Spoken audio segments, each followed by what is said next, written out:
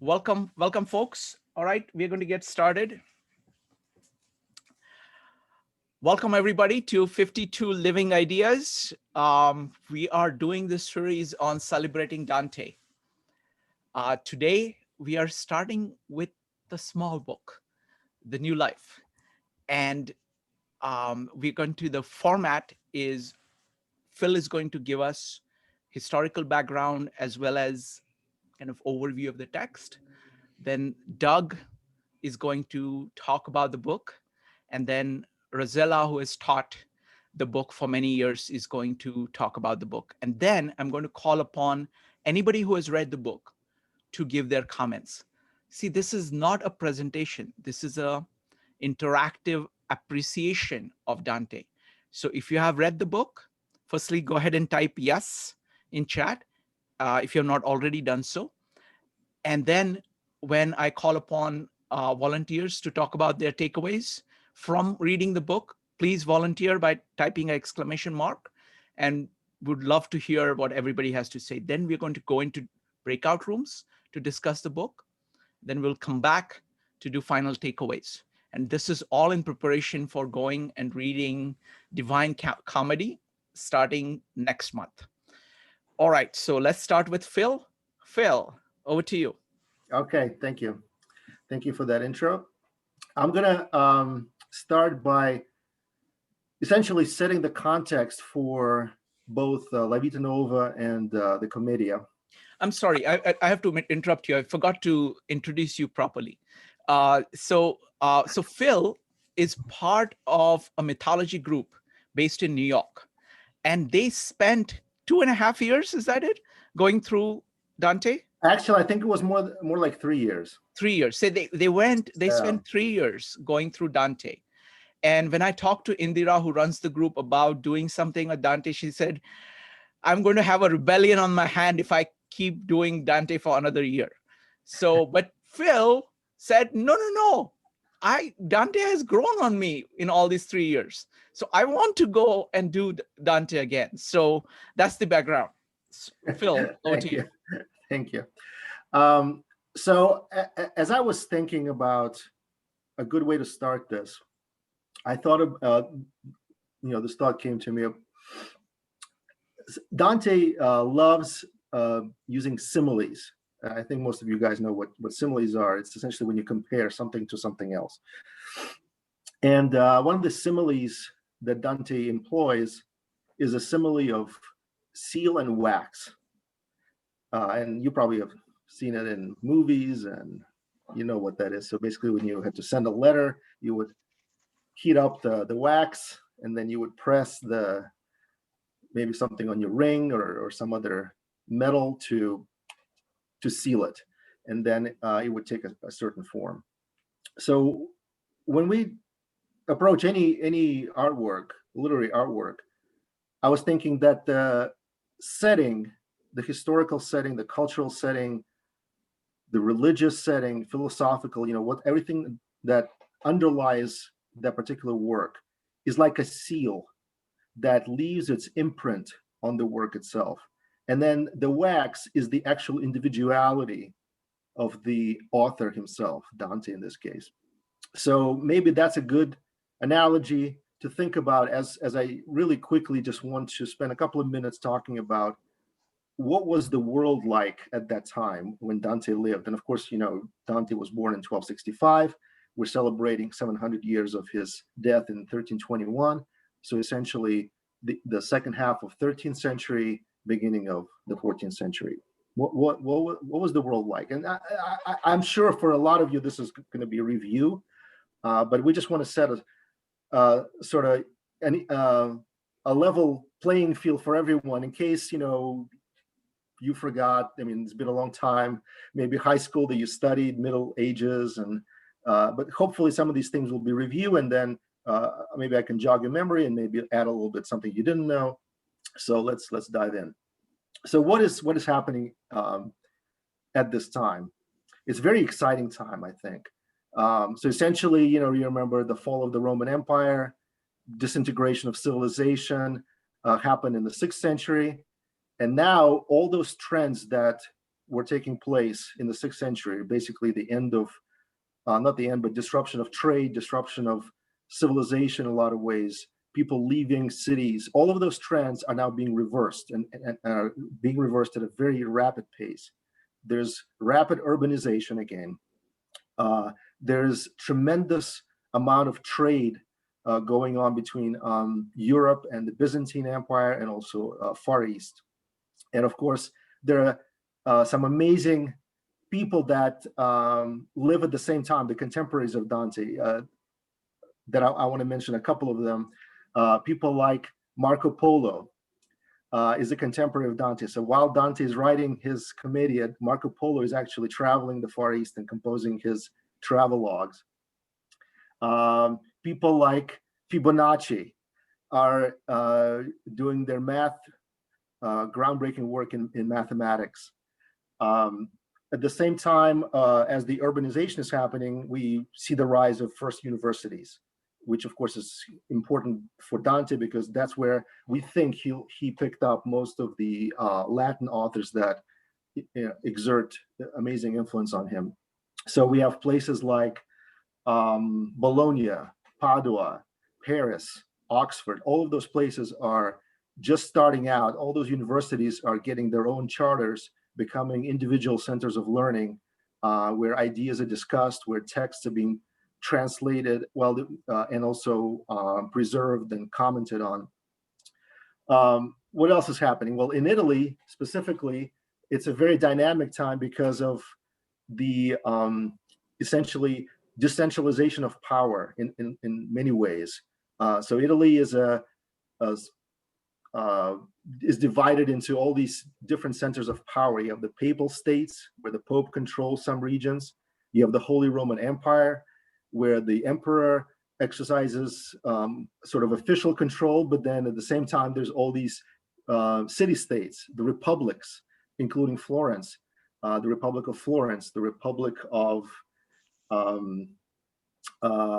Pisa, a Venetian Republic, of course, the one that we're most probably familiar with.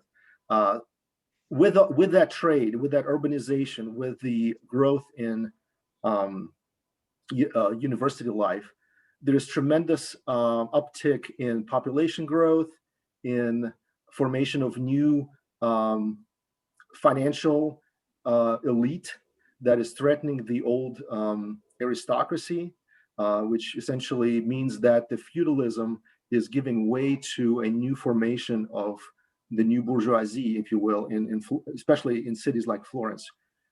Just to give an idea, at this time, Florence boasts about 60,000 people in population, anywhere from 60, maybe a little bit more even. There are about 80 banks. There are 4 schools for children. The official unit of trade is a florin, a gold florin, which of course tells you how important Florence was in the overall scheme of things. So Dante is born into this right in the middle of this exciting time when everything is being overturned, the new and the old, the dialectic of that. And he is, as far as we know, he's born into upper middle class situation where his father most likely owned some properties in Florence, was most likely involved in some of the finance dealings. We know that his brother got a very nice loan and was able to buy property outside of Florence. So Dante was right in the middle of this new elite that was being formed. He was most likely educated in a school that was run by the Franciscan monks. There's some debate about that, but it seems likely, especially given the topics we're going to be talking about today. A couple of things I want to mention also about the historical setting. The Crusades are also very important. They're taking place right around this time. So all those trips to the Holy Land, also the crusading activity in Spain, trying to free Spain from the Muslim authority, is happening right at this time. And of course, what that means is there's all this exchange of information going from the east to the west, both from the Byzantine Empire and the texts in Greek, also the Latin texts from the Muslims in Spain, some of those translations of Aristotle and some of those translations of Plato that have not been available to the Europeans are now starting to resurface. So that's the historical setting. Now, what about the cultural setting? What's happening in people's minds? Well, for our purposes, I guess the most important part of that would be the rise of the troubadours and this new phenomenon of courtly love. And what that is essentially, there are two things that are happening. One is people are starting to compose literature in their own vernacular tongue, the tongue of their native tongue. Since the regions, there's no such thing as a country yet. Europe is divided into essentially these centers of power centered around knights, princes, kings. It's very fluid, and the language is fluid as well. And so as this phenomenon is taking place, there's an emergent language, the Provençal language, or Occitan, as it is also known. And in this language, some of the nobility and also some of the upper middle class artists are using this language to compose their poetry.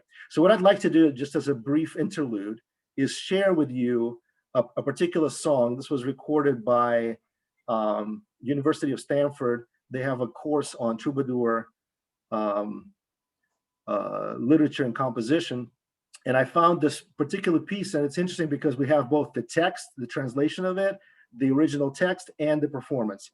And I think you will enjoy it. So with that, what I want to do is share my screen so you can see the text. And I'll give you guys maybe a minute if you want to just read through it real quick. It's a very simple story about a noble meeting a peasant girl, and he's essentially trying to convince her to let her guard down and enjoy life with him. It's very comedic in a sense, but the girl is very good in her replies. So maybe take a minute to read. On the right, you have the translation. On the left, you have the original Provençal text, which I think is also very interesting. If you want to just glance at it, as I'm speaking right now, you will see it's very much like a mixture of French, Spanish, Latin.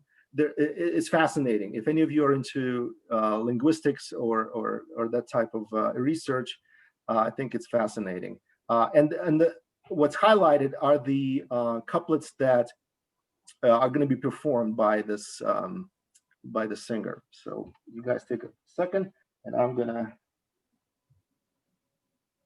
get the music going. Okay.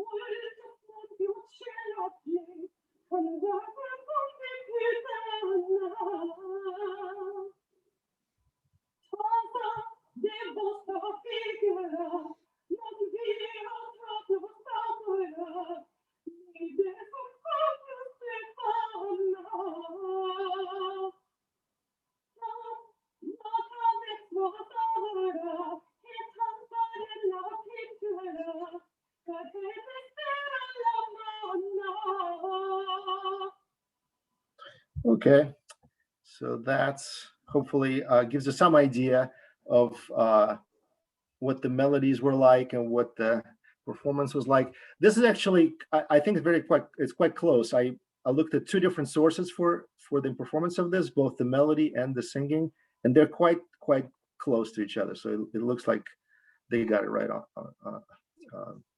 on point there. So this is an example of troubadour poetry. In parallel to that, what emerged was this concept of courtly love, which was a set of essentially rules of etiquette and kind of the rules of the game, if you will, for the nobility, how to woo the lady, how to behave towards a lady, and how the lady should behave towards the gentleman. And all of these rules were understood throughout all of Western Europe. Very quickly, there were documents, books written on the subject, and they've circulated, and everyone was essentially on the same page. There were some variations, and we'll talk about several particular works of excuse me, works of literature that that delineated those. Okay. Now, one other thing that I wanted to quickly mention before going to the summary of the of La Vita Nuova is the religious and philosophical setting of the time. So, of course, we know Europe is Catholic Christianity, with its emphasis on worship of Mary, with its emphasis on very strict morality and ethics. At the same time, you have a totally different tradition, a classical tradition, which is transmitted through, of all places, the monasteries, as the monasteries are preserving some of the old Latin texts. We have texts like Horace's Metamorphoses, Ovid, Lucan, some of these other texts that are being preserved and are being discussed now in university settings among educated elite.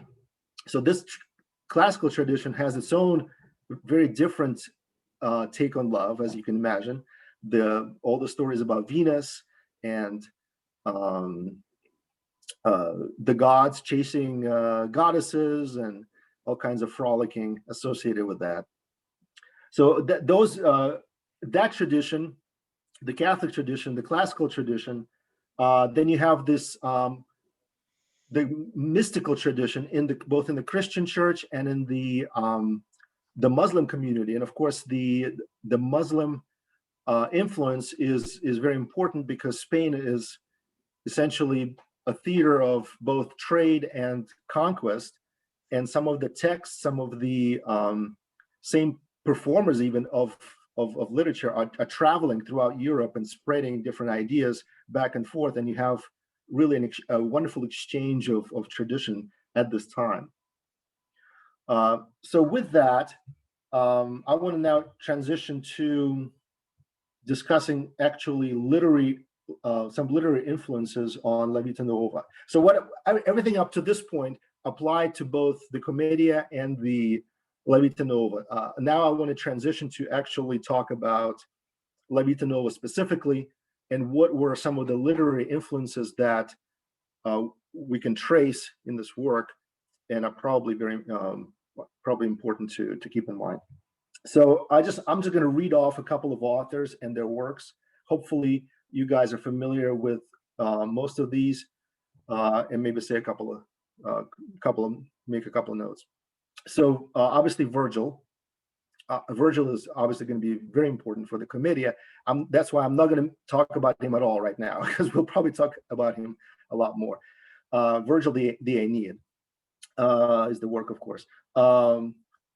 Horace, the Latin author who essentially gave the generation of Dante and the generation that preceded Dante a handbook of poetry, which is Ars Poetica, the art of poetry. That book was, again, essentially the Bible for the how-to book for composing poetry. It gave you all the rules, gave you the idea of the high style and the low style, which of course Dante took to heart, and other poets at the time took to heart. Then you have Ovid, and Ovid is important because he wrote The Art of Love, which became essentially the bridge to the European conception of courtly love. So courtly love, you can trace that very quickly to the Roman conception of Ovid in his Art of Love, Remedies of Love. So all of those works were written, of course, before the fall of the empire. And then you have something that's a little different, which is St. Augustine and his Confessions. And that book is important because it's an autobiographical work, just like La Vita Nuova, which is essentially a autobiographical work by Dante, a glimpse into his own soul, which is very unusual. But it has some parallels with Augustine, because Augustine really bears his soul, bears his inner struggles, his feelings. So that work is definitely very important. Then you have Boethius, getting closer to the medieval times. Boethius, the Consolations of Philosophy, also an important work because Dante's conception of love is very intellectual, just like the lady philosophy in Boethius. So just want to mention that. Another work that's interesting, we're really getting close now to Dante's time, this is 11th century, is Peter Abelard, History of My Calamities, which is a story about his love for Eloise. And of course, it's a very sad story if you've read it. And there is definitely this minor undertone in La Vita Nuova. If you've read it, you know what I'm talking about. It's not a comedy. It's not a jolly type of kind of Marriage of Figaro type of work. It's much more minor in its tone. And Peter Abelard's work is the same way. And so it seems like there's this tradition of love and sorrow, which is prevalent in literature at this time. Then, of course, we have some very familiar works, such as Tristan and Isolde, written about somewhere in the 11th century by Thomas of Britain. We have Chrétien de Troyes, who composed The Knight of the Cart, which is the story of Lancelot and Queen Guinevere and the Arthurian sagas. And then we have the person who actually is responsible for the European conception of courtly love, and that's Andreas Capellanus and his work De Amore, which is the art of courtly love. So those are some of the works that I think probably, well, not I think, they're very, very clearly, they stand out in Dante's conception and literary adventures in La Vita Nuova. And then there's a couple of works I want to mention that did not exert direct influence, for sure, but they're just interesting because they provide a counterpoint, a comparison to Dante's conception of love. And one of them is probably something you may not have thought of as you were reading La Vita Nuova, but came to mind to me. 1001 Night, the Arabic conception of love. Actually, it's composed around the same time, but it doesn't come to Europe maybe for another 700 years. Well, not 700 years, I guess, sorry, maybe like 500 years. But it's the stories are being collected and recorded around the same time. They just don't make it to Europe this time. But obviously a very different, very physical, very sensual conception of love, but also poetic, also beautiful in its different way. Also this idea of the Platonic love. And of course we have to mention Plato, the Symposium, the idea of love as this ideal of beauty. Plato, it's not clear whether Dante had access to Symposium when he wrote La Vita Nuova, but he probably had access to some of commentary on Plato from the Arabic tradition. So it's an interesting work I want to mention. And then the third one, of course, is the Song of Songs in the Bible. It's not clear if it exerted any direct influence, but it is very mystical. It's very symbolic. It's a beautiful love poetry. So with that, I want to finish the section on the influences and just briefly mention what the book is about. So La Vita Nuova is very simply is a story of Dante's love for Beatrice. Beatrice was probably a real person. Most scholars agree on that. She lived in the same city as Dante in Florence. around 1280. And she was a daughter of a person also in the upper class. She married to a wealthy banker. She was married at the time that Dante was not pursuing her, but fell in love with her. So that's the setting. But the real story here is not the outward interaction between Dante and Beatrice, which is not really a lot. There's not a lot going on. It's very platonic in a sense, all from a distance most of the time. It's really the story of his inner journey of figuring out what love is. And it's very philosophical, but it's also very emotional. It's a love that's not requited. Beatrice dies, and then we have a situation. After she dies, Dante goes through a period of depression, meets another lady who comforts him, develops feelings for her, and then grapples with that, and eventually realizes that there's something more to love than just the outward, the physical, the emotional. And then he ends with a promise to never write again until he can write better about Beatrice. And that's the I guess the departure point for us as we go into Commedia, where he fulfills this promise. So very simply, that's the setup of the work. And I obviously I don't think I did justice in describing it, but that's the best I can do in very, very short time. So with that, I yield the floor to Shrikant. Thank you, Phil, for filling us in with the historical background. Now it's on to Doug. Doug, go ahead. Hi, I'll talk very briefly about how I got into this. I had read Dante about 20 years ago, maybe 25, or I started it a number of times and never got deep into it. I work in theater. I wrote a play about Buckminster Fuller. I met C.J. Fernley through that work, who's very much involved in this group over the years. And I found out he had studied Dante about 15 years ago, and we both said, well, let's start a reading project and read it this year. And actually, Phil and Shrikant have taken up more of the logistics of that, and I'm grateful for that. And CJ is too busy to get involved in the detail work, and he has a very specific reason for doing this as part of his comprehensivism. But you know, and I talked last time about a few things that I remembered from reading it, but I'm going to talk about different things that sort of parallel what, and I realized my work in theater, I ended up I was originally in science and math, and then I started to study political geography, but I had an English literature course and an international relations course sort of in my 11th grade senior year. And then when I was a freshman, I saw Buckminster Fuller speak, and I fell in love with an actress, and I got into theater, and I had a wonderful teacher who taught modern plays and Shakespeare and a whole range of poetry, and Camus. We read 4 of Camus' books.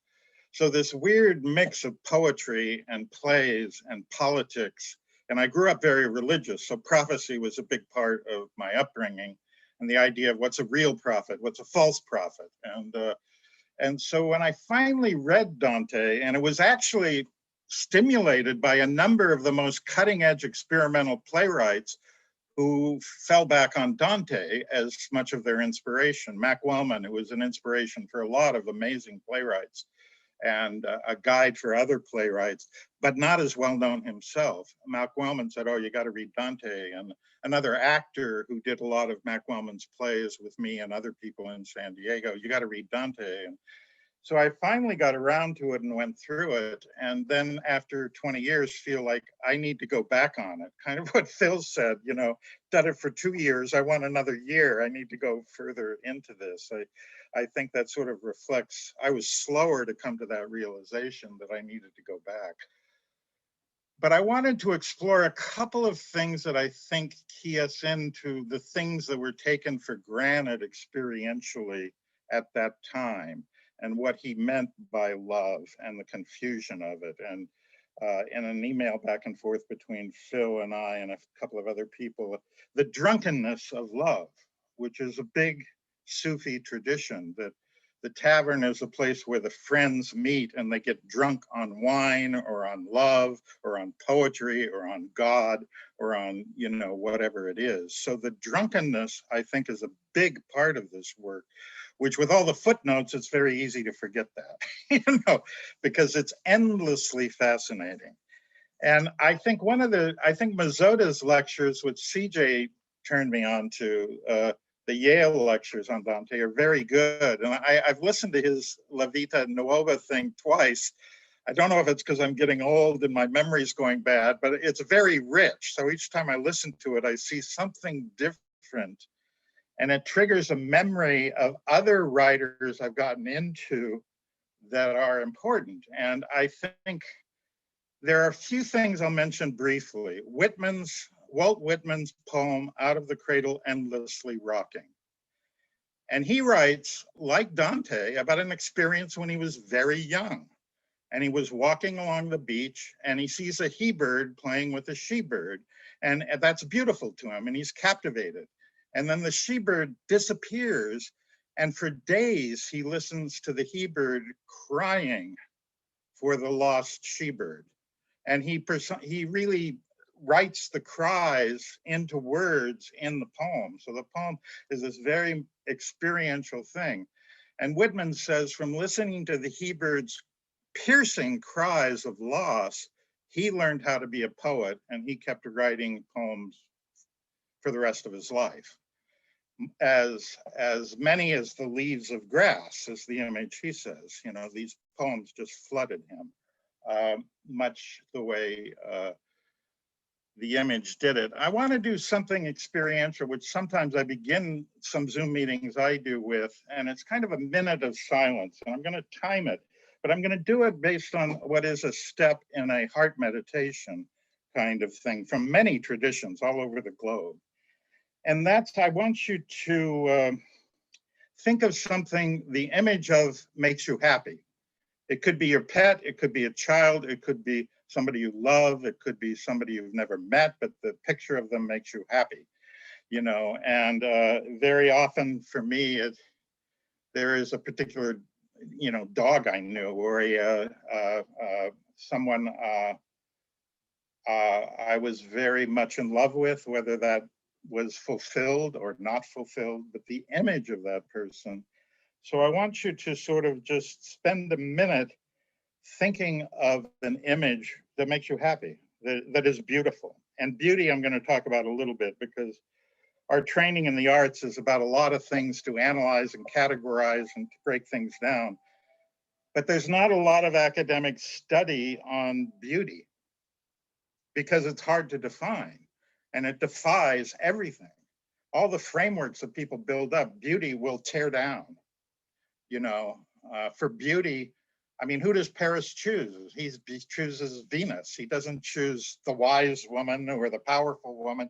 He chooses Venus, and he's rewarded with love. Beauty devastates all sane structures. And I think that's part of what Dante is getting at, this sort of drunken confusion. So just spend a minute. I'm going to start right now. Just silence and just think of something that gives you pleasure and joy. Close your eyes or open your eyes, whichever.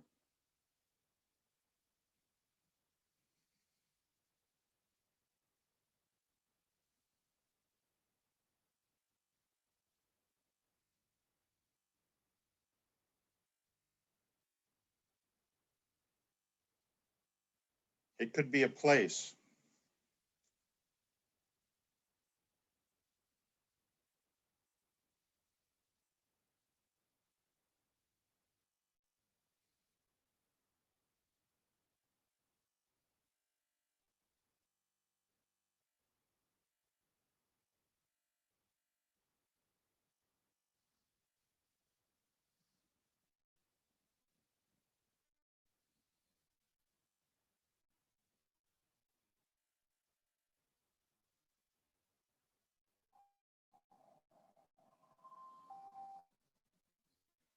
Okay, that's take time to make a note or two just of what you imagined, you know.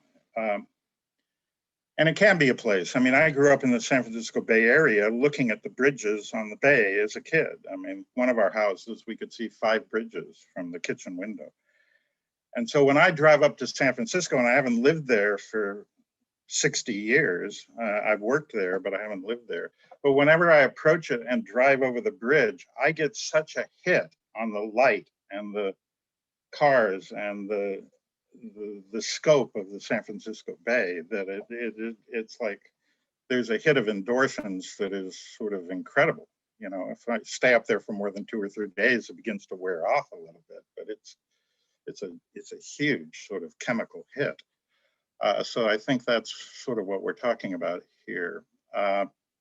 Maybe we can share some of that in the groups or in the individual shares, but what triggers it? There are a couple of things. Something Mazzotta said in his lecture talked about how, you know, Cavalcanti says you need to choose love, and you shouldn't, because that thing, so forget love, and you should go for philosophy. And then Mazzotta says Dante actually fuses love and philosophy and the mind, and that love actually is the thing that makes people more intelligent. And so what that made me think of is I directed Moliere's School for Wives, probably 40 years ago, early 80s, I think.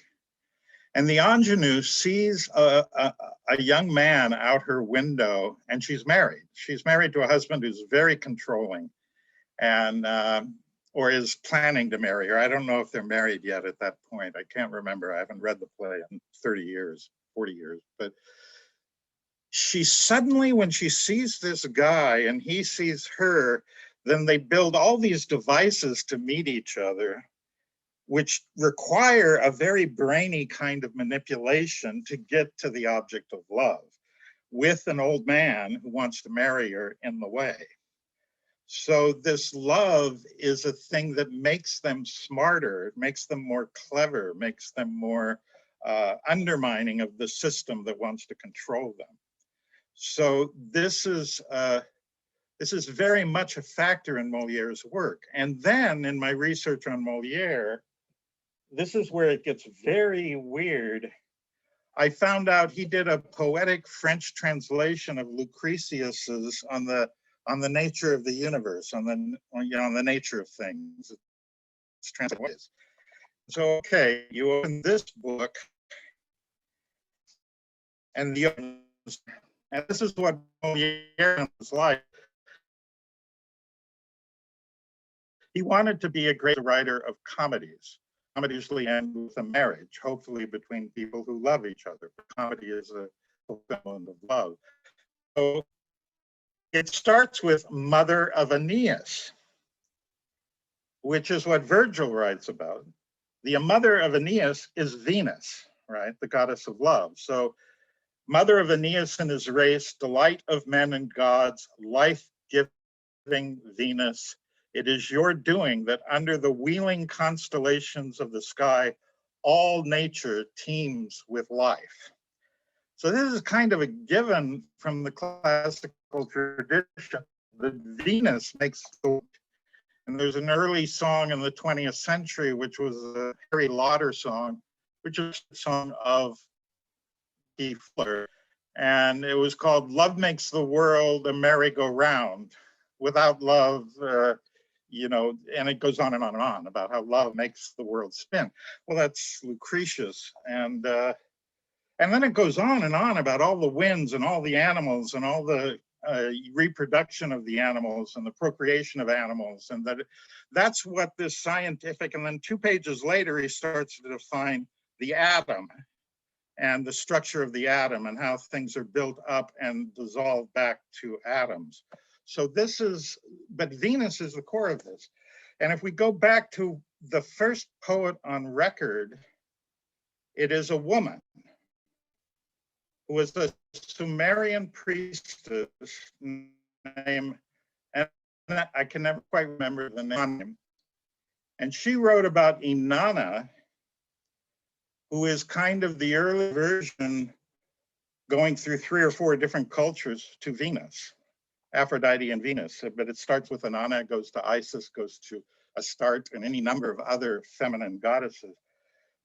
And that's a very overt love song, you know, but it's also this woman who is she has a sister who's the goddess of the underworld, and Inanna is the goddess of the overworld. And she has to journey to the underworld to deal with her sister, who and a husband who's unfaithful to her. And it's very interesting stories. She actually gambles a winning from her father. She gambles with her father and wins a lot of her legacy and inheritance from her father's gambling. This is a female heroine we know nothing about, but is first poetic structure on record, and it's a love. So, and there are lines like, "Who will plow my field?" And the man in the poem says, "I will plow your field." I mean, it's a very overt erotic poetry, which over the centuries we cover up with religion and other restrictions, trying to control beauty. And this is kind of the tragedy of Western civilization, where with Descartes, you know, you get a complete division of the mind and spirit and body and the Cartesian split. But, you know, poetry and beauty, I mean, the other thing you can do, and I do this sometimes with a camera, is just take a walk and find something that strikes you as beautiful. Now, we're not trained in that in our universities, but I think back in Dante's time, they actually did wrestle with this, that beautiful image that changes your life. You know, I remember having a class in the academia that wasn't essentially analytical. In theater, I think you get closer to it. But there, often analyzing an action has to do with psychological analysis rather than learning to actually play an action. You know, play that need to get to the beloved. And so this also, when I listened to Mazzotta, I sort of remembered this book, Alfred North Whitehead's The Aims of Education, where he says you can't get students really knowledgeable in a subject matter until they first fall in love with it. And then the love will help them cross the desert in detail of the field they love. But if they don't love it, they will, you know, cross the desert of detail, but become, you know, pedants more than scholars. And so there's that period of falling in love, learning the details, and then somehow reemerging the details with the love, which he called classical art. That's where it is a mix of love and details. So in listening to Mazzotta's lectures, I kept being reminded of these books. And I'll end with one other thing, which is an edition of The Flowers of Evil by Edna St. Vincent Millay, and George Dillon edited this. And Millay, I think it's Millay who wrote the introduction, but she says, and this is where the beauty comes in. She says, the reader of poetry who has never had the brain dizzying experience of being seduced into stupefied, into incredulous, into dismayed, into amused, into delighted, into wild, unqualified enthusiasm for a poem written by his bitterest personal enemy, a person whom he has for years considered to be the most sickening poet on the face of the earth, has never known one of the few authentic paradisical of life. So that idea that you can be seduced by the beauty of a poet you have hated your whole life, she calls, you know, an experience of paradise, you know, a drunkenness, which is a phrase that has come up in the discussions with Phil and through emails. So I think I'll leave it at that. The Vita Nuova is, other than to say the Vita Nuova, I think I felt like I wanted to reread that in preparation for reading the Divine Comedy, but I almost think after every book, I have to go back and read part of it, or after every few cantos, I have to go back and read part of it, because I really do think there's a code there. And some of it is in chapter 25, where he says, well, some people may disagree that I'm creating love as a person and that's not real. And then he justifies all these, how you animate things with human personality, or how you talk to different things. And it's a very interesting chapter of literary criticism smack in the middle of the book, which I think I have to go back. And then he gets into license and poetic license. And I had a world literature teacher in summer school and high school who actually printed out poetic licenses for us to put on our wallets. I think I still have it in my drawer. It's from the American Academy of Poets, and it's my poetic license. But this idea that you are licensed to do certain things, or also that you don't have a license to do other things. And Dante presumes a license to write in Italian as opposed to Latin. And then he moves from not just poetry, which is allowed, sort of with the traditions that Philip talked about, that you could write in your own language. But then he goes back to saying, okay, you can also write in prose about serious subjects in this. So the book is also a revolution, that he's doing his prose explanations in Italian as opposed to reverting to Latin for the more philosophical discussion. And that also is a sort of a revolutionary act that he's doing, that I can tackle.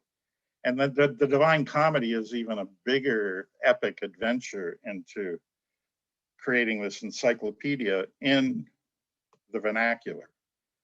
So that's, so I'll stop there. Wonderful. That was beautiful, Doug. Really appreciate that. So folks, now we're going to go to Rosella, who has taught this work for a long time. And then I'm going to open it up for everybody else.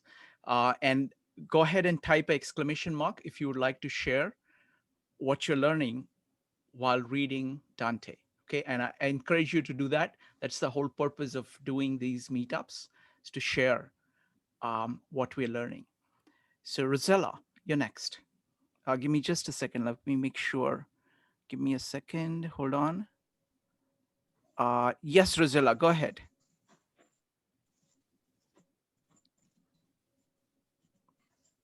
Rosella, you need to unmute yourself. Can you try unmuting yourself? Okay. Go ahead. Hi, everyone. My name is Rosella Perrone.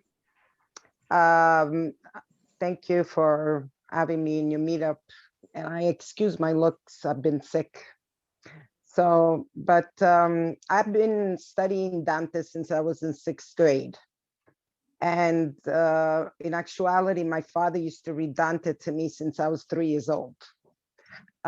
So I kind of lived it, breathed it, digested, redigested, reread it in every way, shape, or form. I have a master's degree in Italian studies. I took a course in Florence that was called In the Footsteps of Dante. So I want to go back to some of the things that Philip said about the times of Dante. One of the things that I always used to tell my students is that the troubadour started talking about courtly love. And there were songs that were sang, and it was returned from the lady. The first poetic school that flourished in Italy was in Sicily at the court of Frederick II. And they were the second poets that decided to write in the language of their people. So they wrote in Sicilian. And they lasted for about 25 years. It kind of ended at the death of Frederick II. So they lasted about from 1220 to like 1255. And a couple of things that were really important about the Sicilian school is, one, the first poet that ever wrote the sonnet was one of the poets from the Sicilian school, Giacomo da Lentini, or Jacopo da Lentini. They also follow courtly love, but because they were members of a court, there was a stricter rule about their courtly love. There was no speaking with the lady of their choice.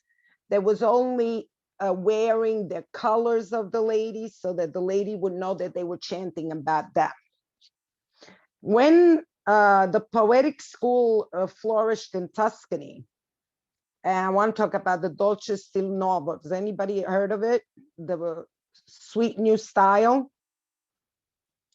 The sweet new style poets, they inherited the philosophy of the Sicilian, which was basically that the eyes needed to see the subject in order to fall in, to like it.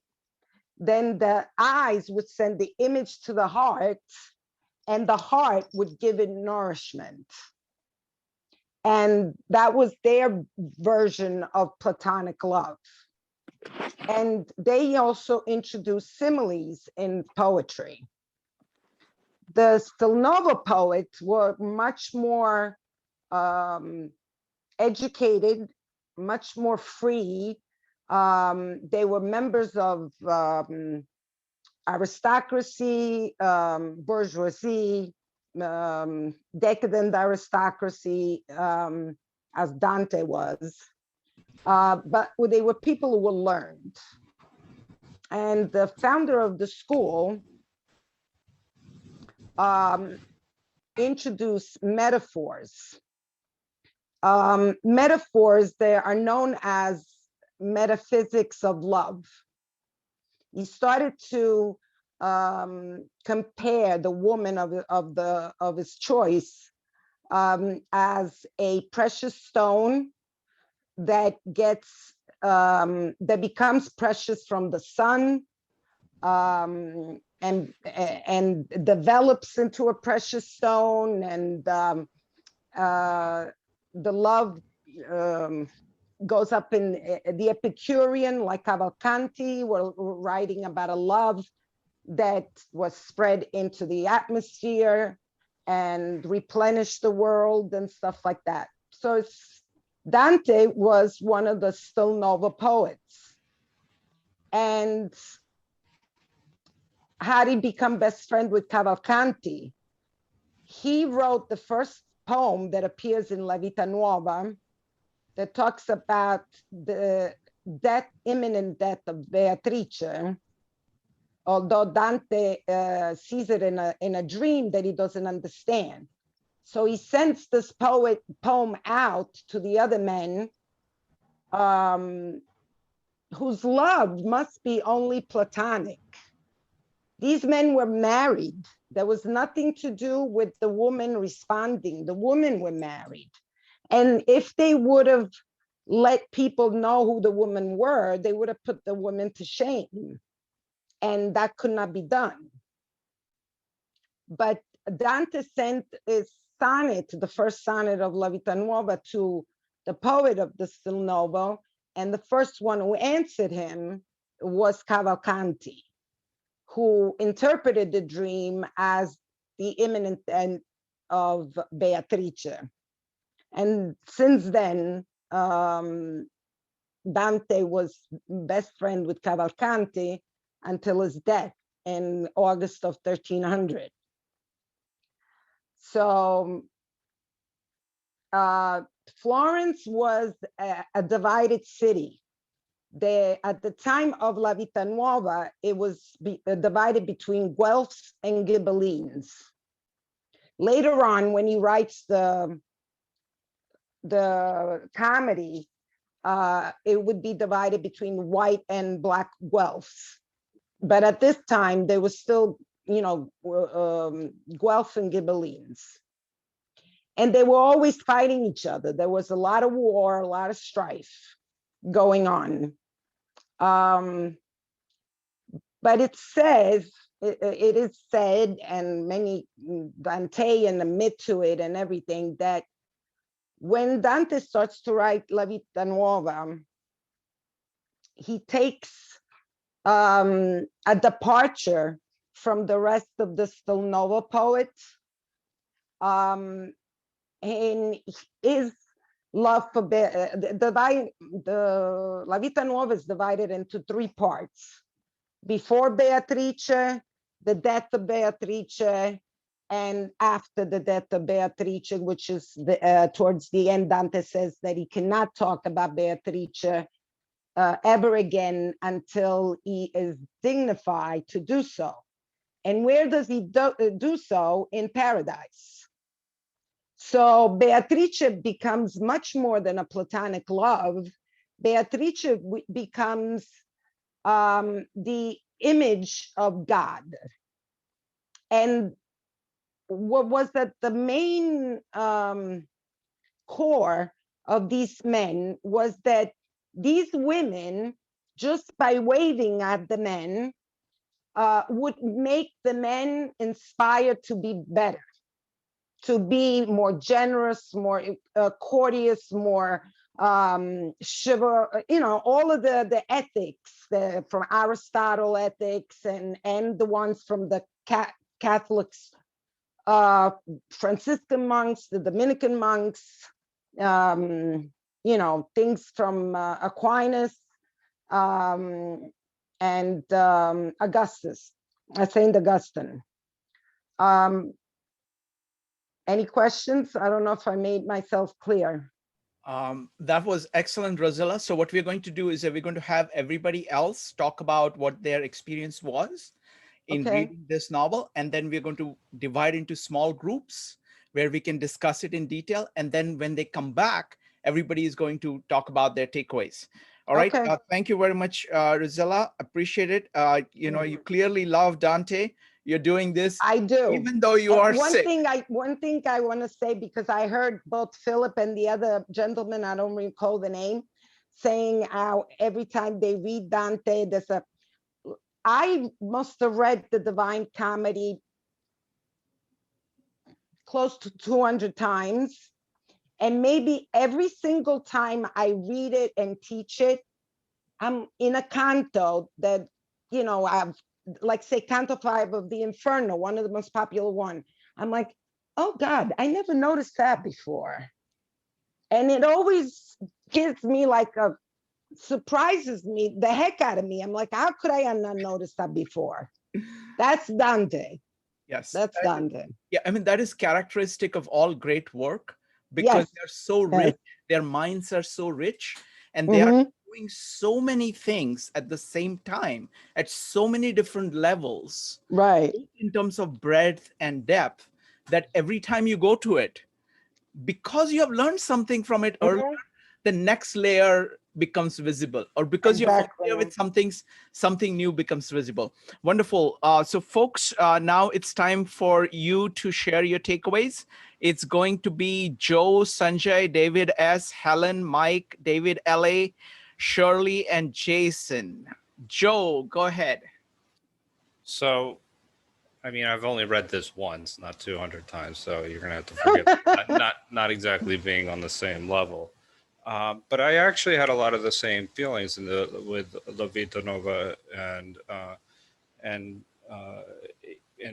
my experience is that I read Symposium, and I know Philip had mentioned that that Symposium, he may or may not have had access to it, but you see a lot of parallels in how they describe love as a way of knowing, and this is a journey. And essentially, if you go back to Symposium, it starts with erotic love, but it ends up with this idea of love as a friendship. But I think that you see it similar here, except Dante marries these two together, and he has one person that he's focused on the entire time. And the beauty about this is, and I think Rosella hit it right on the head when she said, we want to become a better person.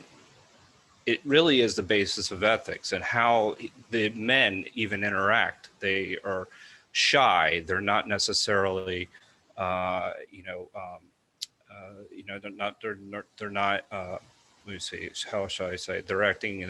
They're mannerly. They're, that because of Beatrice, and essentially the idea that it spurs him to be something more and actually write this poem is what is unique, and that it really actually shows, it takes the idea and turns it into action.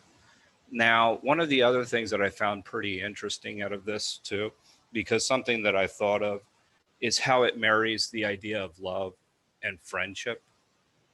And the professor actually went over this and this was an interesting part where there was two groups at this time, the volunteerists and the rationalists, and where they believe you need to, where voluntarists believe you need to know something first. Or no, actually the rationalists, you first must know something in order to love it. Well, volunteerists, where you can love it in order to know it. And this is an example of how you actually become into knowing and what it allows you to do. My notes are a little bit all over the place too. So I thought that those are my key takeaways, is that how it provides for knowledge, and there's a journey. It's like a journey of becoming, essentially. And I see a lot of parallels between that and Symposium's description of love. And it's just told in a different prose. So that's my initial takeaway. Thank you. Thank you. We'll look forward to your takeaway after you've finished reading it 200 times. Next up is going to be Sanjay, David S., Helen, Mike, David L.A., Shirley, Jason, and Maritza. Sanjay. Thank you. So I had read Dante many, many years ago in high school, and I have not really read him much. So again, I'm also not as experienced with him, but so I spent a lot of time reading this, and I went through it, very, very minutely. So probably I read it not in sequential order. I read parts of it, jumped back and forth many times. So I probably read it overall 3 times, and made a lot of notes. So, so there are two characteristics that I got out of this reading. One was his writing style, poetic style, and the second were, I looked at his ideas and his presentation, evolution of his ideas. And actually his writing style, it was interesting because here he also, he was analyzing parts of his poems. He was explaining to us and dissecting them, and helping us to follow along, which was good. But I was surprised that he would do that, that he did that. And his writing style is very rich. It's complex, full of multiple layers of meaning. This is all good. This makes it interesting, and though it does make it dense and difficult to penetrate. So on his ideas, this is the part that I wasn't as enamored by. I mean, when I read it years and years ago, I was enamored by his writing, but this time I found that his ideas were not as well flushed out. I saw his transformation, his experiences of love. That was complex. He showed behaviors that I did not expect, of an exalted poet, such a famous and known poet. So he showed us how he failed in love, how he learned, how he grew, matured. He transformed his type of love. It seemed to begin as a very physical love, visual and etc. And it became much more metaphorical. And then toward the end, it was, I would say, almost a beatified love, a very religious love. And he had many elements of Christian teachings embedded within. Many of that came through. But so his, what I was surprised at, and maybe not happy about, but I don't know, maybe after 20 more readings, I may like it more. But on these initial few readings, I didn't like that his behaviors were not normal in many aspects. For example, he was so infatuated with Beatrice, I'm not sure if I'm pronouncing her correctly, But he was so infatuated by her in the beginning, to the point where his obsession caused physical symptoms in him. And so that was one aspect. There was another that, it wasn't clear to me why, after he realized that Beatrice had mocked him, in front of with the other women, and it wasn't necessarily a very serious mocking, but still she mocked him, and he didn't seem to understand that. He continued on. Although what I noticed is he transformed his style of love for her after that, at that point, so it did impact him. So overall, I got a messy sense of love from his cantos. It was very interesting. Wonderful. Thank you, Chase. Thank you, Sanjay. Next up is going to be David S., Helen, and Mike. David. It's interesting to follow you, Sanjay, because some of those same things that bothered you thrilled me. Okay, it's sort of, I had the opposite reaction. So let me tell you how I was sort of looking at what he was doing. I was looking at Dante Alighieri's confronting a struggle, and it does turn out, in his personal life, he has a struggle for finding purpose and meaning, right, in the individual, the personal human life. And you can go for answers into religion, art, science, or Aristotle looking at economics and politics, social concerns. And I think we know Alighieri as a well-educated person who could probably make reference to all of those sources as much as they existed at that time. So he's confronting a question of purpose and meaning for a human individual. So what is value? Why have hope? Why is there all this pain? What's really beautiful? And it's how are we going to discuss this? And as a poet, he's going to present that with this complex of examining the experience of pure love in the soul.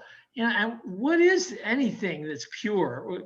This is the reader's private question to figure out, what is value that he's talking about? Is it your pure love for an individual? Or as we see the story evolve, is it something that is deeper than that in some way, that transcends the physical, although it begins with that in this story? So the fact that it begins with that is sort of a stumbling block that has to be removed, and step by step. We watch it, and he has, as a poet, he has this beautiful ability to existentially, to exist inside love and describe what it's really like at that moment for him. For me, it might be seeing the happiness in my lover. Just seeing the happiness is the thing that makes me the happiest. So what effect does love have at any given moment? And like Joe said, it's a sort of it can be a self-development to realize what it is that is giving you value or pleasure in life. And so he's examining this as a youth. What makes you good? Well, as he describes in various incidents, it makes you caring and unselfish. It gives you perspective on other people and quibbles. It makes you smarter. It gives you understanding. So it's leading to wisdom. So why, he chooses this struggle to, before he does the Commedia, to describe what it is that the soul can address itself to with meaning. And because the soul is the only thing initially that has freedom. You can't free yourself in your class, in your economics, but your soul can sort of, you have some freedom in, right? So you can dedicate yourself to whatever your value is. That's your freedom. And maybe in the end, it turns out to be ideal and a deity. That's left to the interpretation, right? So, but he's telling the story in terms of love and desire. But he says from the beginning, it's ruled by reason. So in some way, it's not just off the hook oxytocin. This is not this story. This is about the assimilation of the whole human being into the process of love, with his reason, his mind, his body, because at first he physically reacts to it and he emotionally reacts. He talks to his body about it. And this is why it's so good that he uses physical metaphor. And he's not the first to use physical metaphor. In Genesis, we have the snake. In Song of Songs, the breasts are the hills. This physical metaphor, though, gives you the ability to transform your story and themes and emotions and urges and powers into something physical, gods and winds and nature, and to tell your story in terms of those forces that everyone understands directly, gravity, light, the forces of the physical world too, because they tell the story of an interaction in the physical world that has invisible things going on behind it that are the real rules of the game, right? So, so he starts off the story as you're seeking, right? This is about his seeking some kind of proximity. It's a pursuit. I think someone said that. This is a development, a process. And he goes through these stages, and I think, of purifying his love from youth, where, and it was funny, I was listening on this morning to good old NPR, and they're talking about what is love, the normal reactions to love, and this matches readings that are ancient readings too, like Kama Sutra. Normal love, when you feel you're not, when you're deprived or rejected, you feel physically ill. It is the same parts of your body and brain that are physically reacting, the same tensions, the same stresses. And Dante is describing this firsthand as a poet, you know? So he's giving you the feeling of youth, normal love as it begins, and the social clumsiness and not knowing how to express himself and having to hide because he's sort of ashamed to reveal it. He doesn't know how to handle it because he's in society and he's like a little person, you know, he doesn't have power, standing, and self-assurance. But over time, there's an opening and a self-actualization and unhiding of himself. And he starts to write poems to speak to other people through their voice, to express his love. And finally, we get to the point where he's sort of resigned to really saying what he really believes to the person he really wants to talk to, and even confronting that after the physical death, he's still got this same drive, and he can't replace it with something. So it's like, it even takes you to Wagner and Tristan and Isolde. So nothing, what's the impediment to love? There's really no impediment. Rejection, fear, mistakes, and death? No. Even that he transcends, because this love is about something else. So he takes you all the way through those steps. Each step is deficient. And then you can see at the end, you know, he sort of realized he can't even say reasonably what it's about. But without words, he's sort of, you know, where he is now. So that's sort of the way I saw it unfold, from a really incomplete understanding to something which says it's really beyond understanding. Wonderful. Thank you, David. Next up is going to be Helen, Mike, and David L.A. Helen, you need to unmute yourself first. Okay, now you can hear me? Yes. Okay. First of all, the last commentary was terrific, absolutely terrific. I would like to comment from an historical point of view. I've read some troubadour poetry, and the standard interpretation of the troubadour is that courtly love initiated in France, in southern France, in the beginning of the 12th century. When you read this poetry, you are reading poetry set in a courtly situation, which is really a feudal situation. There is a court, and the troubadour initially is an entertainer at the court, a kind of wandering entertainer, and the lady who is adored is the lady who is the head of the court, because the husband is off slaying dragons or fighting in a war, or who knows. Dante is in much more of a town situation. Italy is advanced in the development of towns, and you can see this in the writing style, and in his attitude, their attitudes toward the body, at least what they are able to express in their writing. Troubadour poetry is not as formalistic, although it can be. So, but Dante doesn't talk about how he would like to lie naked next to his lady in the moonlight. Now, this is not the typical the typical characteristic of troubadour poems, but it's certain the troubadour tradition certainly sets down the poet's suffering and gives a whole explanation or description of how he can't eat, he can't sleep because he's so enamored of his lady, and this has taken over his emotions. Dante, this is a theme in the Vita Nuova as well, but it's clearly not a court setting. I mean, he goes to see Beatrice's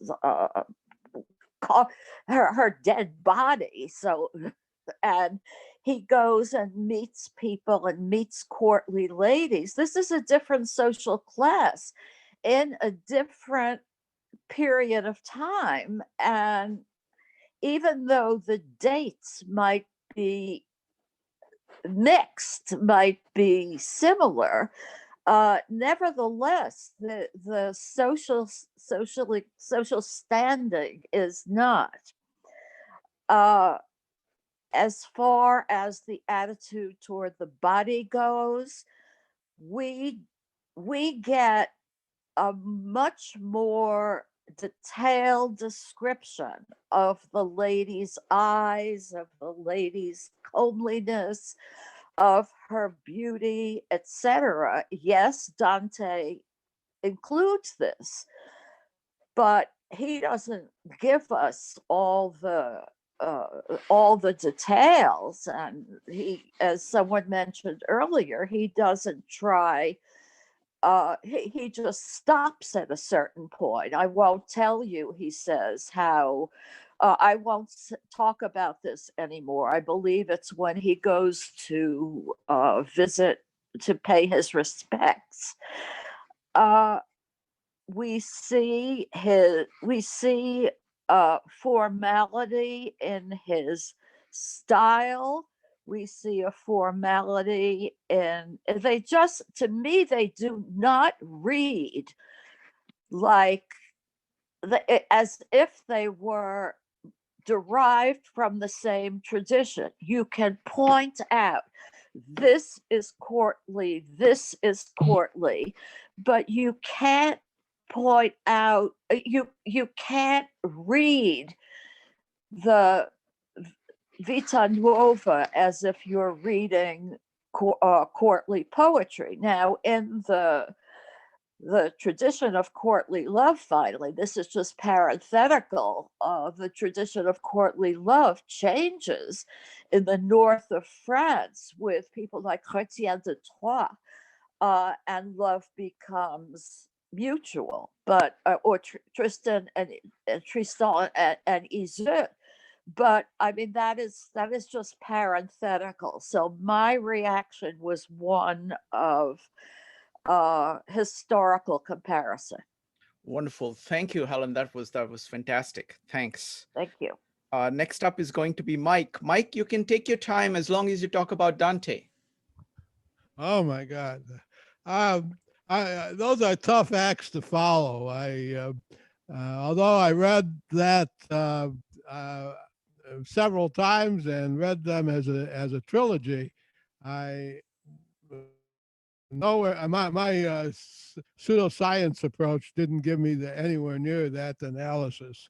But a couple facts without repeating the whole story, because you've gotten some really good stuff on the story. It's important to note that he met Beatrice for the first time when he was 9 years old and fell head over heels in love with her immediately. And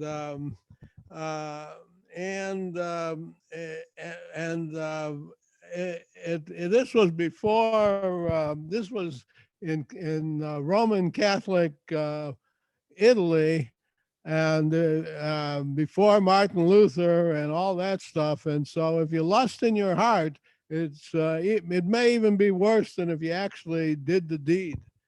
So this sets the stage for the Divine Comedy and Dante's Inferno, which so that's why I think you need to read these all together.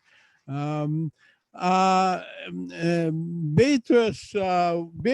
and I don't pronounce her name as good as Sanjay did, but Beatrice was the angel who guided him through heaven and hell. And like Jung, I interpreted this to be a treatise on good and evil, as viewed from the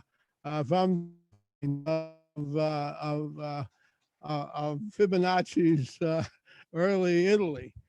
Now, along these lines, another group of people who were interested in heaven and hell were Longfellow and Thoreau and Emerson.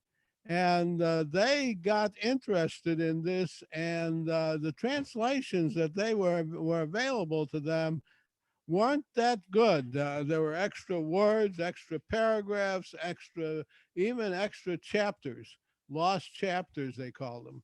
And so they went through a lot of trouble, some of it illegal, to bring in people from Italy to build an authentic translation. And Emerson and Longfellow and the other cast characters met weekly for like 4 years to make this happen. And now there's a lot of mystique and intrigue about that translation, because one of the translators was murdered during that period of time, and they thought that maybe Emerson did it, but I don't know to what extent that ever took traction. It didn't take traction.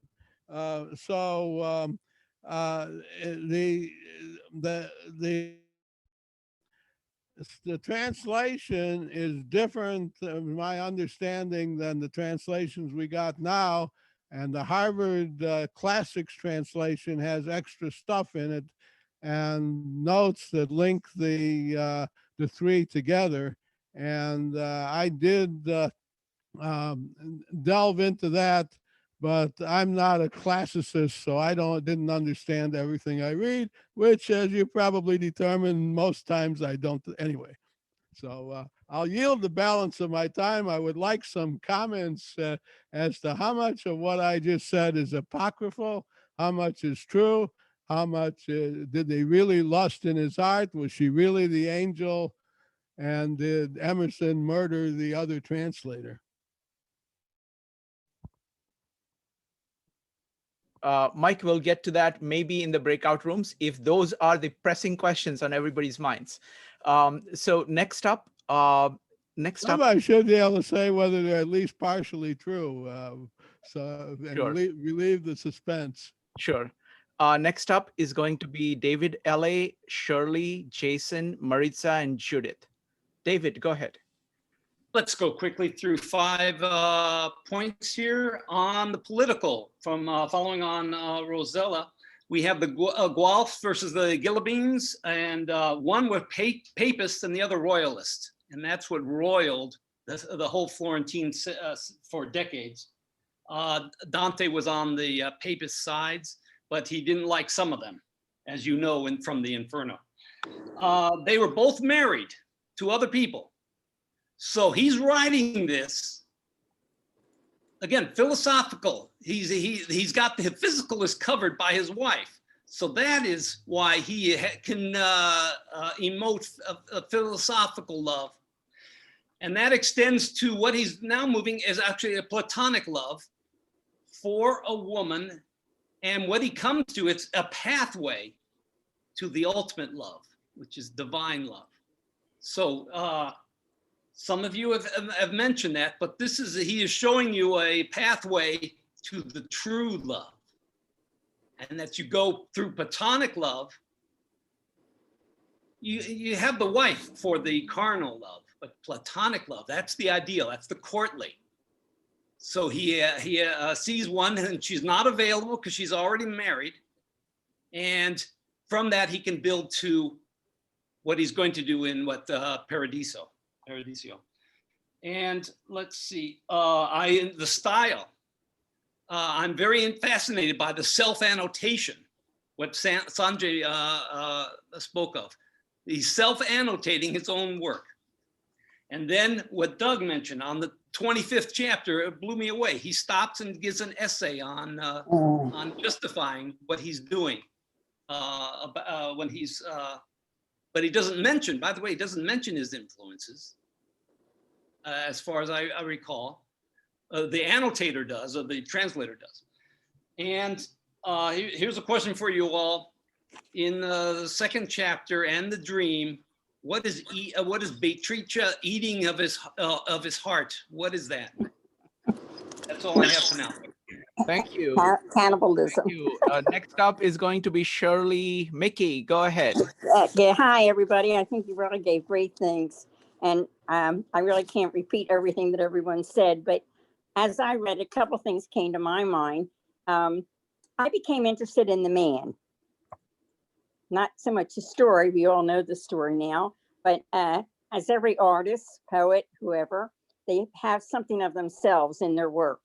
And I think by reading Dante, you can find parts of him that makes me think that it was pretty much of an autobiography, with, of course, some poetic justice. But anyway, I do see that in that.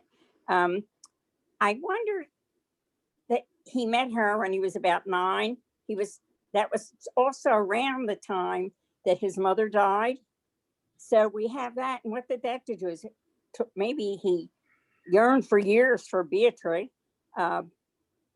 Maybe he was had feelings of abandonment. We don't know what was going on with him. And also his education, very well Catholic, very knowledgeable in the Catholicism, which is leaves you with a lot of guilt. Okay.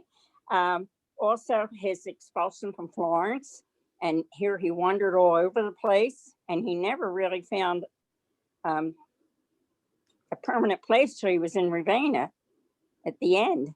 So perhaps his yearning for Beatrice was the only thing that he could hold on to. Everything else was flexible. And another thought came to mind, which is kind of a fun thing. I'll make this quick, but I became interested in the numbers of 3, 6, 9, and what have you.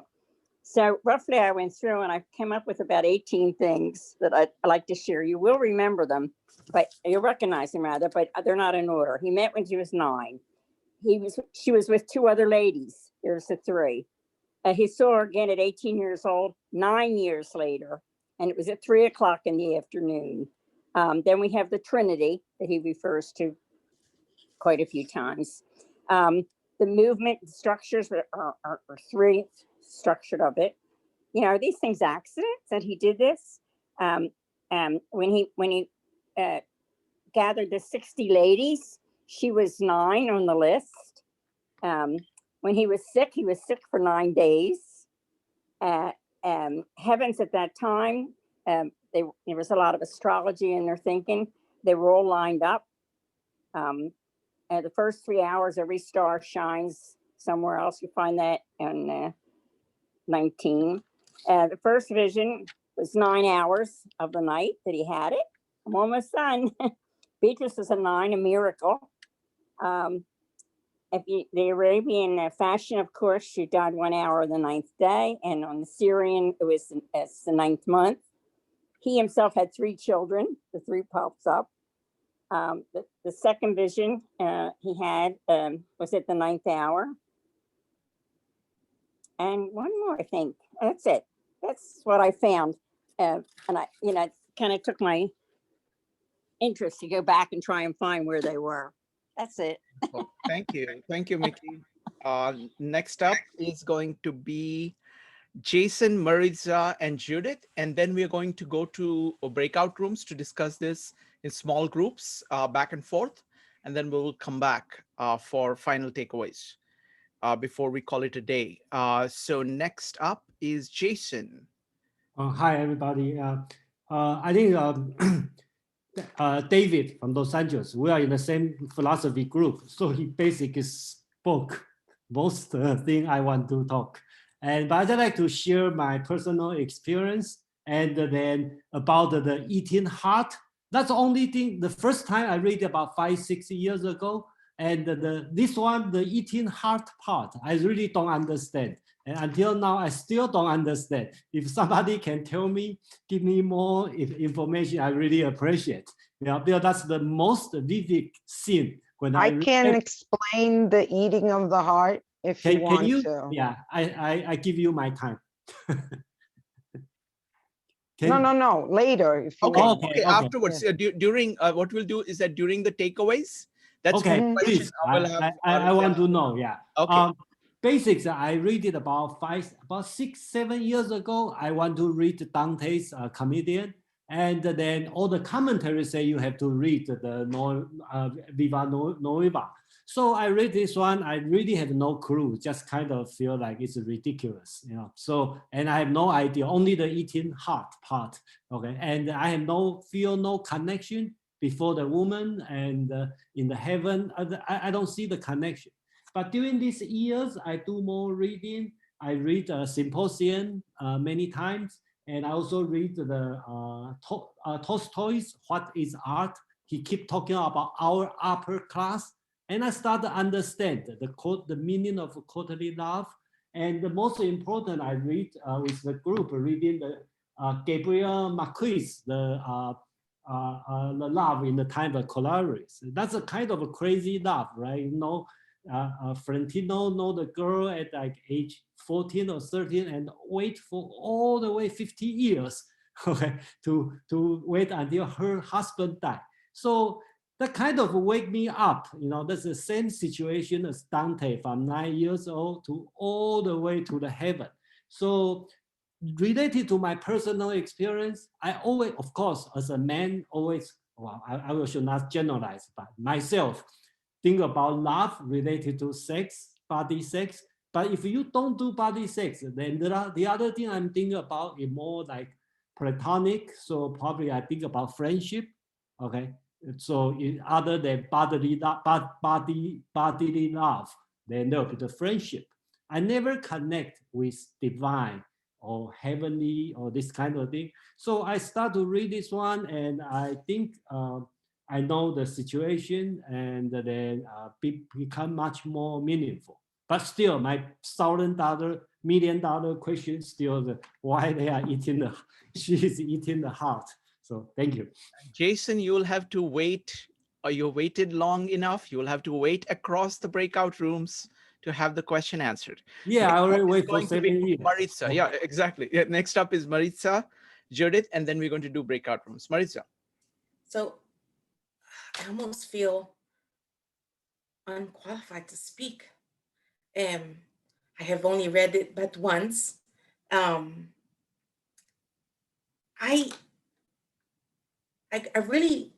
also watched the video that CJ suggested, and it really was a phenomenal video. It just brought all these different things. I like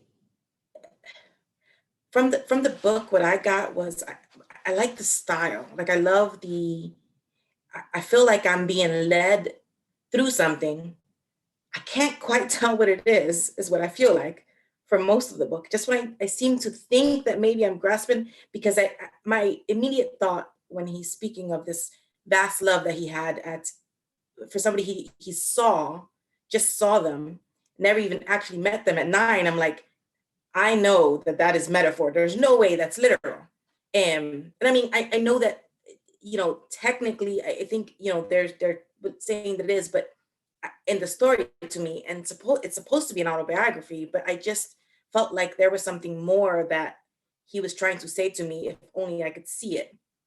And I think it's, to me, by the time I got to the end, what I was seeing was that it's all an older, or somebody who has lived for a while, their reflection on moments of his life that shaped him, as it were, and he's doing it from the angle of love. he's trying to find what would be the purest of love. And it seems like even he struggles with it as he's presenting it to us, you know, the reader. And I like the thing that was pointed out in the video was that he speaks in the past tense for all but the last line of the story. Like he only shows a potential future when he's talking about not writing again until he gets better at figuring things out. And I feel like it would be awesome in 20 or 30 years to find myself writing a kind of memoir where I can have that kind of clarity, where I can look back at a specific person who at various points in my life just yanked me to stand up straighter, to, you know, to just be better. And I don't know, that's kind of what I got out of it. I may need to read it again, but maybe in a year, because, you know, now I gotta read Dante. Thank you. Thank you, Marisa. Last is going to be Judith. Judith, go ahead. Okay, just a couple quick points. Well, I have on my list here exactly what Marisa said. I mean, well, almost exactly. Basically, I didn't know anything about courtly love. So I started reading this thinking there must be some deeper meaning. I must be, you know, having to, you know, find some higher level symbolic thing going on here. And then the style, the approach was just so fascinating because it seemed to change even throughout the whole thing, the second half. So I thought that was a really interesting window into just the author's thought process. And then learning about courtly love here, you know, then it's all like, wow, so this was real. This is actually what they did. So that made me come up with a question like, I wonder what a marriage would look like after that kind of courtly love, where you're like doing everything so indirectly. And finally, and probably most importantly, I wish I understood Italian, because I feel like I'm missing like the majority of it just by not being able to appreciate the poetry and the meanings of the individual words, and having it translated into English, I feel makes it more like a, you know, outline of a story rather than really being an immersive experience in what the poet was doing, especially because it's poetry. That's all. Wonderful. Thank you, Judith. So folks, I'm going to start the breakout rooms in a second. I'm going to post the rules for the breakout rooms. So please let everybody speak for 1 to 2 minutes to put their thoughts down before you get into discussion. Rules are keep on topic. We're talking about Dante. Be brief, be courteous, encourage others to speak. And if needed, click on ask for help and I'll help you. All right, starting the breakout rooms now. They will last for 20 minutes. Then we can come back. Then we will come back automatically, and we will be talking about our final takeaways, very brief takeaways. So keep, you know, use pen and a paper to keep your takeaways, and you will just have about a minute to talk about our takeaways, and then we will make plans for beginning the Divine Comedy. So that's what we're going to do when we come back, starting the breakout rooms. Welcome, folks. Welcome back, folks. All right. So, folks, now it's time for takeaways. Firstly, I want to tell you our next meetup in this series is going to be on March 7th. And there is the, that's the URL. Go ahead and RSVP. Phil, do you want to talk briefly about what are we covering next time? Well, I believe we're covering the first 11 cantos of Inferno. It's called the From the Gates of Hell to the City of the Damned. Yes, we're going to get all right. Okay, wonderful. So prepare to get scared. It's going to be exciting. Excellent. So that's what we're going to do. I'm going to mute you guys for a second. Okay. All right. So folks, it's time for takeaways. what we're going to do is we're going to keep it very brief. Okay, we're going to keep it very brief so that we get as many kind of quick takes as possible. The whole purpose of this is we wanted to get started with this work so that we can embark on our journey for divine comedy. Okay, so you can talk about this work. You can talk about your anticipation for reading Divine Comedy. You have 1 minute, so you can talk about whatever you want to talk about. And Jason, I will make sure that Rosella gets to answer your question, so you don't have to wait for a whole month wondering about it. Okay. Probably another 7 years. Is going to be see, Dante has been around for 700 years, so 1 month is nothing, Next up is Joe, followed by Judith. Joe. Yeah, we already found out about the heart thing, so we were blessed enough to have Rosella in our room. So we were very fortunate. Don't I'm not going to break it. But I'll just say really briefly. There was one insight that I had while reading this, and that was that I felt like the entire time they were actually talking about the Virgin Mary. Like I had that feeling throughout the entire reading until there's, obviously the distinction, but you can see that overtone through this ideal. And it's an important notice, because if you read this from a different perspective, if you read this from another Christian denomination or an atheist perspective, that you would have had a different way of reading the poem altogether. So that was an interesting thing that we had in our breakout. I'm really excited about the Inferno itself. This really has gotten me into it. I powered through this pretty quickly, and I wish I'd spent more time with it. But I'm really looking forward to the Inferno now, because reading this, it really was the idea of friendship and love and how that was intertwined, and it was a beautiful poem. It was a beautiful poem and a beautiful love story on a number of levels. And I think that I'll just leave it there. I'm probably over a minute anyway. Okay, next up, thanks, Joe. Next up is Judith, Vanessa, Madeline, Maritza, and Jason. Judith. Okay, just 15 seconds.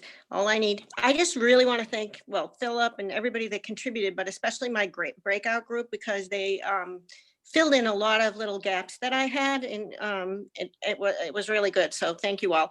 And I do have a question, about the translation, maybe, that you might recommend for reading the Divine Comedy.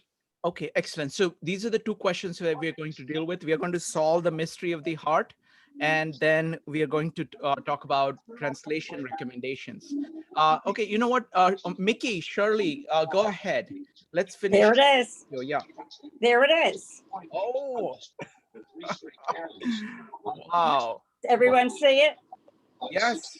It's from Florence. Wonderful. Wonderful. Thank you. Thank you, Shirley. Next up is going to be Vanessa, Madeline, and Maritza. Vanessa. Okay, I was going to say, at least in the first couple chapters I did read, it seemed to focus less on the vocal senses, the verbal senses. It was more like describing the color crimson, the shape of the body.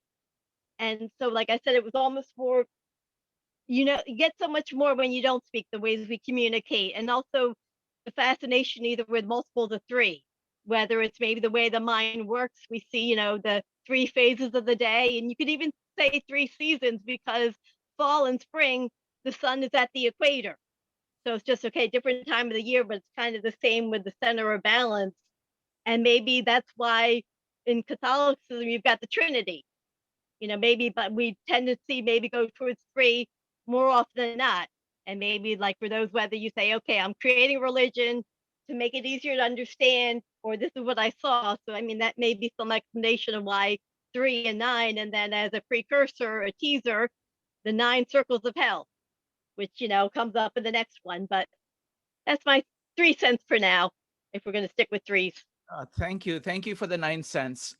Next up, what we're going to do is, at the end, I'm going to give a chance for Rosella, Doug, and Phil to talk about any comments about kind of looking forward to Divine Comedy. Okay, so I'm going to call on all the three at the end to talk about the future. Next up is going to be Madeline, Maritza, and Jason. Madeline.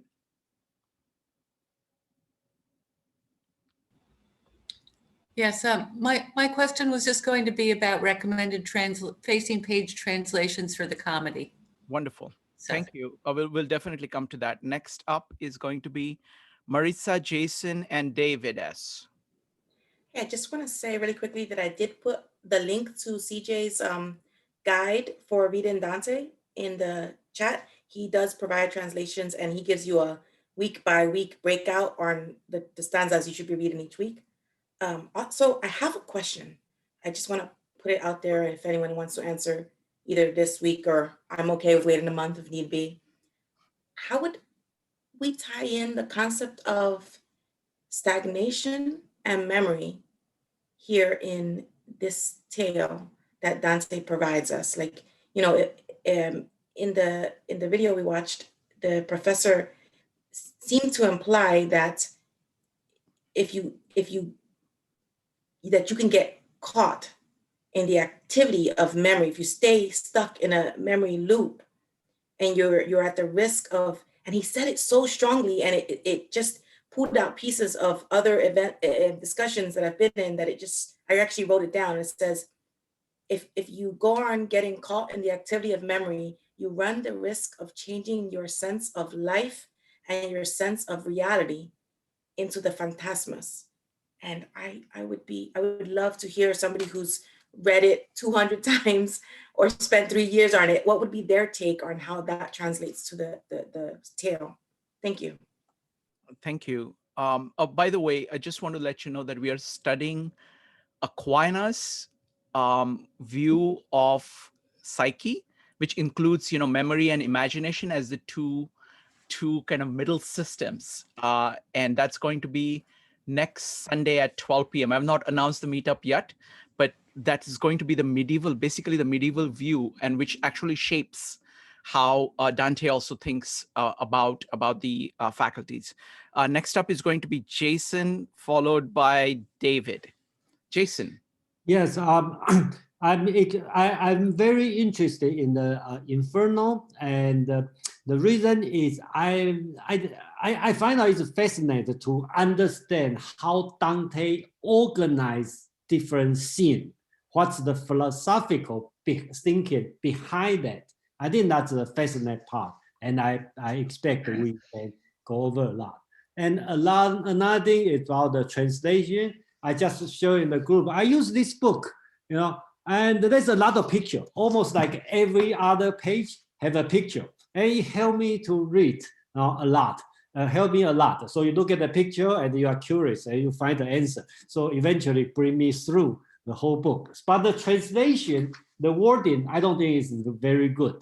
But the picture helped me a lot. So if somebody like it, I think that's wonderful. I think it's a long view, a long fellow. Okay, so that's a good book, and it's not expensive because it's an old translation. So, thank you. Thank you, Jason. And next up is David. David, go ahead. Right. Our group was interesting. There were some things that came up that were reminiscent of what was in the questions, actually, that were posted for this group today that we didn't get to. I think it was helpful to have looked at those questions and thought about the way this whole, this particular work opened up, which was what Maritza referred to as starting with memory. It actually talks, it's the first thing it talks about, it's the book of memory. And this is about reflection and self-examination. And Dante is taking that as not being bound to the past, but as a springboard to the future. That if you look at the past and recollect it fully and turn it into a poem and express your aspirations, that's a springboard to clarity and the future and your own wisdom, right? So in the second canto, he's depicting what happens to him that triggers the whole story. What is this love? Where does it come from? And it's a union of his whole being that is overtaken inadvertently, with no intention on his own. How did you say unintentionally? He's dominated by this. And the little Latin phrases are, behold, this is stronger, coming to dominate me. This is like, my spirit is now confronting something stronger than me. And he's quaking with this love. And he describes, again, not only is his spirit overtaken, but his mind and is overtaken. And he's using Latin for these three things, that his spirit and his mind and finally his body are overtaken by this. It's an impediment even to his body, he describes it. So that his happiness is overtaken, his mind, the whole, Christian trio, the trilogy, his mind, spirit, and body are overtaken. And that's what he is struggling with in this entire thing. The heart is eaten in the story. The spirit, survives, but he's consumed by his love object. Physically, that consumes it. And so what he has to do is unite his spirit and his body, as he goes through this. So the Trinity is there in the beginning, and this is his wrestling with it, completely being taken over by this love in a way that he has to make sense of, and goes forward. And he takes it off the physical realm. It isn't consummated until the death that he finally understands what he's after, right? Wonderful. Thank you, David. All right, folks. So now it's going to be, we're going to go through all these three people who have been so kind to help us navigate. We'll start with Rosella. Rosella, could you first start with answering Jason's question so he doesn't have to wait anymore, and then talk about the Divine Comedy? Okay, the first sonnet of La Vita Nuova is this Dante coming back into his room, shaking like a leaf, hyperventilating from having seen Beatrice for the second time. So he's now 18, she's shy of 18. I said before in the breakup room, they don't meet face to face. I am Dante, I'm Beatrice. They just, she was with her friends. They were at a wedding. And he was with his friends. He leaves because he doesn't want people to know that he is shaking and, for Beatrice. He would embarrass her if that would happen. So he falls asleep in his room and he dreams about death personified, holding Beatrice in his hands, covered with a veil, which means that she's dead. All right. And then in the last third scene of the sonnet, he feeds Dante Beatrice's heart. If we go back to the simple poetic of love that the Sicilian school came up with, Guido Guinizelli, he says that the eye must see the object of their affection first. Then the eyes send the image to the heart, and the heart gives it nourishment. Okay? So by feeding him Beatrice's heart, is sort of like putting Beatrice at the center of his life, and she will be at the center of his life from that moment on until he dies. As a matter of fact, Beatrice is the one that convinces the Virgin Mary to have somebody aid Dante in the dark forest, and Beatrice will be his guide through paradise. She is a beatitude, a beatified, a blessed one. So she's the image of God, or if you would, like the Virgin Mary, but still somebody that is up above and can guide your life for the better. And as a matter of fact, he finishes Paradiso about 9 months before his death. So Beatrice, from La Vita Nuova all the way to the end of his life almost, is the sole guidance, or the main one. He has many. Virgil is the knowledgeable one. Beatrice is the holy one, you know, that guides him through Paradiso. And then Saint Bernard is in the last 3 cantos, and he is a saint. So he has, it's a step. Virgil is society, knowledge. Beatrice is blessed one that explains to him what Paradiso is like. And then Saint Bernard, who brings him all the way to the Empyrean, which is the vision of God. And then, you know, he wakes up and supposedly writes the Divine Comedy to have people know what to do in order to avoid hell. Wonderful. The pitfalls of hell. Thank you, Rosella. Rosella, you have taught so many classes. How are we doing? Are we good students? Are we doing a good job of getting this? Well, yeah, you know, there's many ways of reading Dante. I was telling that to Joe. If you're Catholic and you've read Aquinas, St. Augustine, and, you know, St. Francis of Assisi, and and Aristotle ethics and all of that, you read them one way. If you are an atheist, you will read Dante in a totally different way.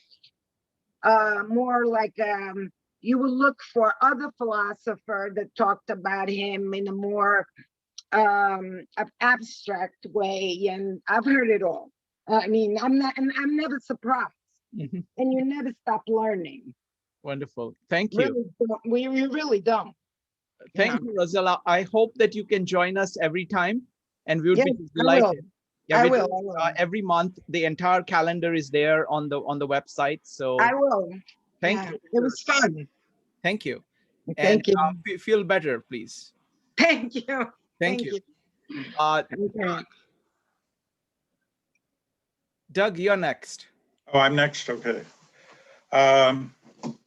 In our breakup group, it was interesting. It kept circling around the loneliness and the suffering and the feeding of the heart, and which I think is very much a dream image. And sometimes it's best not to analyze the image rather than just to live with the idea that the God of love is feeding the lover's heart to the beloved, and everybody's horrified by it other than the God of love. And which I think leads the idea to that love is dangerous. It threatens the ego. It threatens who you think you are. It, you know, it defies your expectations, which I think is, and that the lessons in a lot of traditions are the loss of love is the great teacher. You know, you love and it's great and it's wonderful, but then you lose it, cast out of Eden, something about how to keep moving.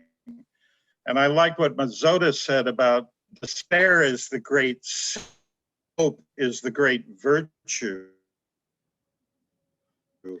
It occurred to me about 5 years ago working on Bucky's idea that in these we had 10 years to solve the problems of the planet, and we blew past that.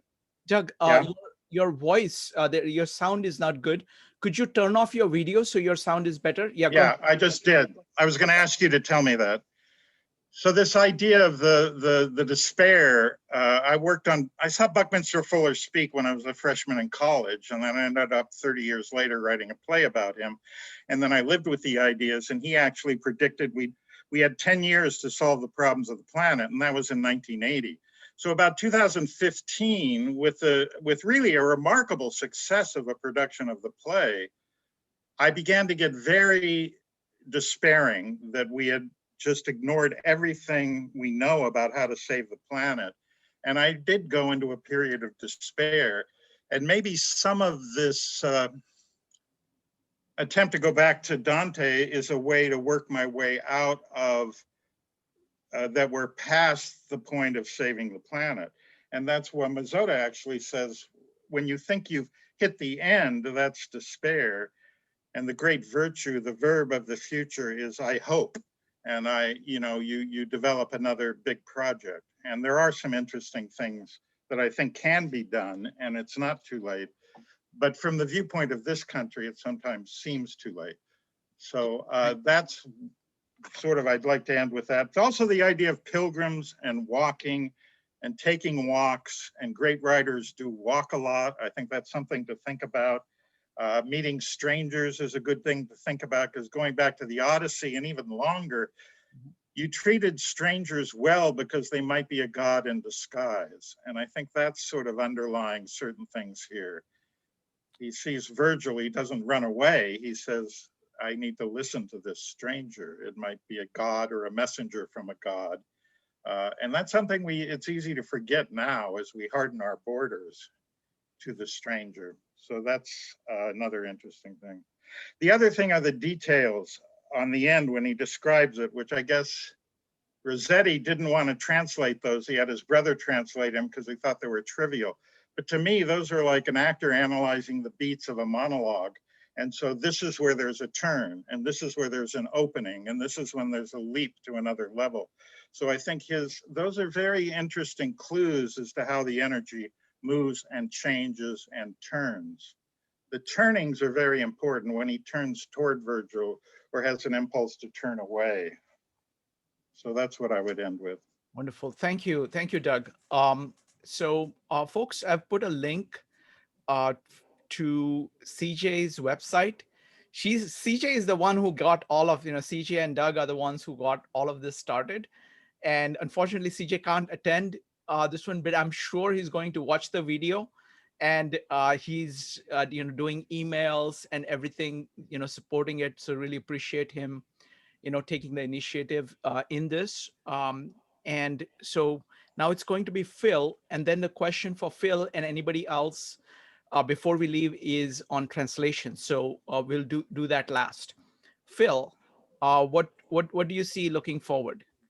Well, first of all, let me just say a few parting words to La Vita Nuova as we leave it behind, with a sadness, right? I think we've all enjoyed reading it and discussing it.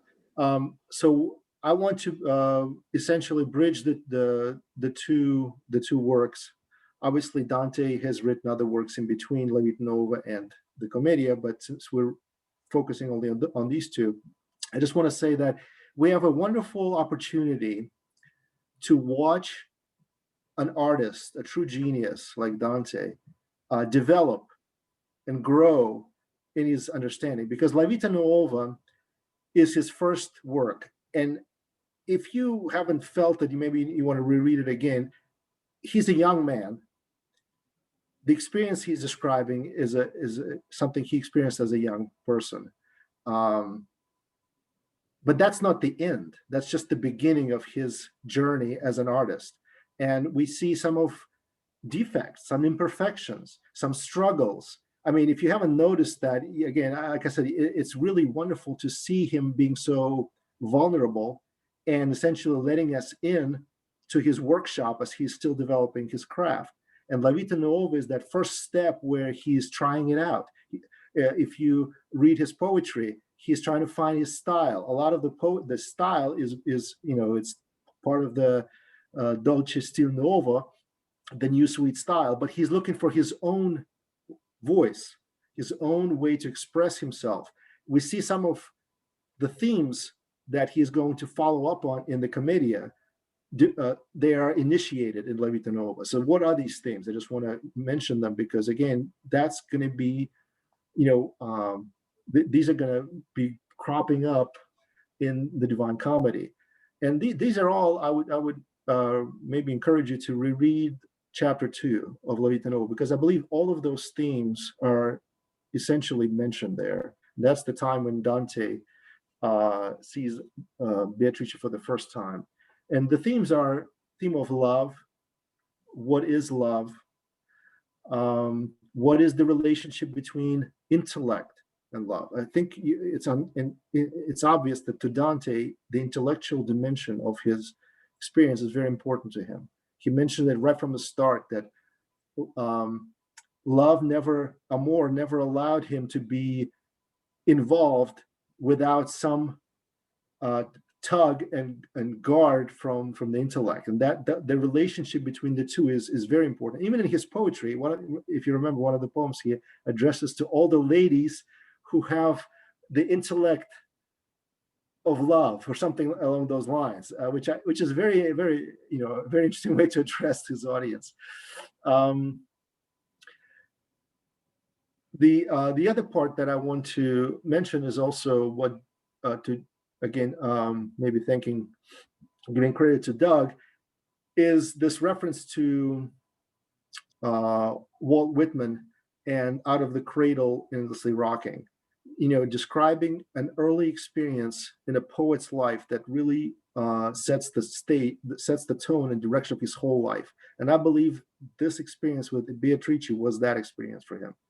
In other words, he experienced something very early in his life, in his impressionable years. We all know how important these experiences that we, as children, as young people, they really affect us for the rest of our lives. They sometimes, and Dante is a very impressionable, very sensitive person, and obviously this had a great deal of influence on him for the rest of his life. Now, this is again the work where he starts to experiment and grapple with these things. The Commedia is the culmination of that struggle, that search of his entire life. So we're in for a treat. We just tasted the beginning of this, but now we're going to see the full expose of the subject, which is of course a grand subject. So that's what I want to say about what's coming and what we have studied. As far as the translations, as it was mentioned already, I think CJ put a link to some of the resources on Dante. I personally like the verse translations, such as Mandelbaum. They're available on Amazon, where you have the Italian on one side and the English on the other side. I like to glance at the Italian because I like the poetry of it. I like the rhyme, and just the words sometimes are very helpful to see what words were used in the original. Italian is even, that's 600 years old, is still very much recognizable to us. So amore, amore, amore. I think we can all figure out what that is. So anyway, that's the one I would recommend. But then of course there are other very good modern translations that are available as well. Wonderful. Does anybody else have any recommendations of translations? Are you recommending a complete translation, a one translator for all three? Is that what you're recommending? Not necessarily. Not necessarily. I think it's very helpful to actually compare different translations. So that's, I would definitely recommend that as well if you have access to them. But a lot of them are online, so it's free really. So you can read the Princeton Dante Project uses a different translation. It's a very good translation. Also, I think a verse translation, meaning that it word for word translation, which I am biased towards. But then sometimes it's good to read dynamic translations that are rhyme oriented and meter oriented. So they give you the sense of the rhyme and the meter and the beauty of it. And then you can compare the verse translation with that and maybe get a sense of the musical tone of the piece. Yeah, I was going to comment that CJ and I settled on the Mark Musa Portable Dante because it has all four works in it. It has a comedy in that. But I talked to a friend of mine I know who teaches at UC San Diego in the Italian literature department. She recommended the Durlington Martinez translation, which also has the English and the Italian. And then Mazzotta at the end of the his second lecture, the one on the new life that we just talked about, he mentions many translations and said his students can use any of them they'd like, and he describes, and the Mandelbaum looks really interesting to me, which is the one you like, right, Phil? Yes, that's the one they used at Columbia when I was going through this for the first time. So my recommendation is try out a few different ones. Find the one you get addicted to, and that will help pull you through. I mean, which one? And you can get samples. You can download, Kindle samples of them and sort of look at it and go, oh, I like this language. So if it doesn't connect to you, you're not going to be able to go through this. I would trust your own ear. Read it out loud even. Try reading something out loud and your tongue might grab it more than your mind will. I want to second that with, again, the resource on Princeton Dante Project. They have a link to an Italian audio, which I think is wonderful. Even if you don't understand the language, which I don't, I'm not an Italian speaker, the music of it, the rhythm of it is wonderful, and it gives you an idea. And then actually, after you listen for a while and read it and reread it, then you start to pick up certain words and certain I think it's very helpful. Yeah, that I've also kind of third that recommendation. Any kind of work of any other language, I always go for multiple translations, and both compare not just the language, but the level at which people understand these folks varies quite a bit. And so you're trying to actually get at the mind of the translator, whether they have enough sympathy for the original writer. David, you had a question? No, okay, very good. All right, folks. Mark, a Penguin replaced the Mark Musa with this Robin Kilpatrick, and it has all three in one volume. So they issued a new one 10 years ago. Okay. All right, folks. So firstly, Rosella, it was so nice to have her here, and just that was just amazing to see somebody who is so steeped in Dante, who'll be joining us every time. So that's I think we are very fortunate for that. And Doug, that was fantastic. Phil, thank you so much. You're just and it's wonderful to have this entire group of folks talking, and the richness of observations from everybody. So I think we're doing something right by Dante. All right, folks. So we will see you a month from today, on March 7th. Thanks, Shrikant. Thank you, Shrikant. This Bye. was awesome. Thanks, Joe. All right. Thanks for reading this. Take care. Take care, folks. Bye.